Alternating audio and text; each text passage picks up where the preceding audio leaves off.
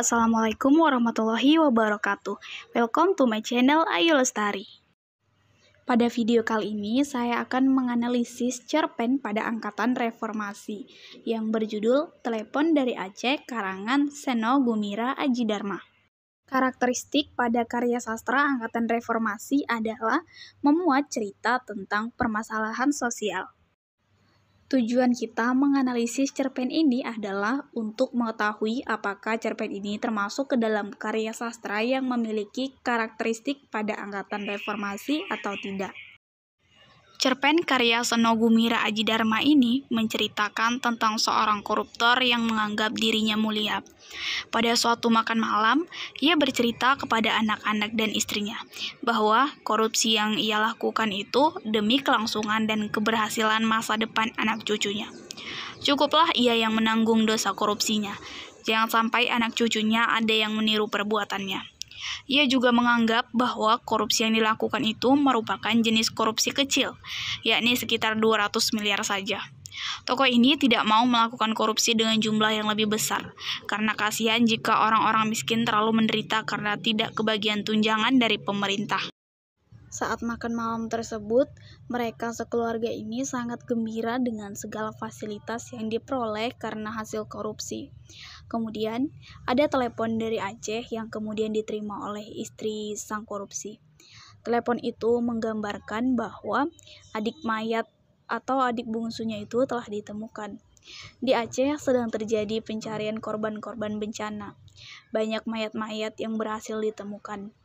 Keadaan di Aceh sangat memprihatinkan, tidak seperti keadaan keluarga koruptor yang selalu bersenang-senang. Selang beberapa waktu, telepon kembali berdering, dan sang koruptor tidak membiarkan istrinya yang mengangkat telepon, karena tidak mau istrinya menangis mendengar berita banjir darah yang ada di Aceh. Dalam cerpen ini, dikisahkan antara tulang belulang ayam dan ikan yang berserakan di atas meja makan. Hasil santapan sang koruptor beserta keluarganya versus tulang belulang tengkorak manusia yang digali di Aceh. Penulis ingin menggambarkan seolah-olah koruptor bersama keluarganya yang sejahtera raya tersebut sedang menikmati hidangan mayat-mayat manusia yang menderita di Aceh sana. Hal ini didukung oleh fakta tekstual bahwa pengarang menggunakan kata bagaikan ladang pembantaian untuk menunjukkan keadaan yang penuh serakan segala macam sisa-sisa santapan di meja makan keluarga koruptor tersebut. Dalam cerpen ini juga terdapat pembahasan tentang pada saat sewaktu tokoh koruptor itu menyedot otak kepala ikan. Hal ini digambarkan oleh pengarang dalam kutipan, bagaikan sedotan kilang-kilang minyak yang menembus lautan yang bergelora. Faktanya bahwa si koruptor tersebut adalah dari zaman Orde Baru, seperti dipaparkan di awal sekali pada cerita. Kemudian, sebagaimana diketahui, salah satu isu penting dalam pemberontakan di Aceh terhadap pusat adalah penyedotan pusat terhadap kekayaan alam di Aceh yang berupa kilang-kilang minyak. Seperti kilang Arun di Lok Sumawe contohnya.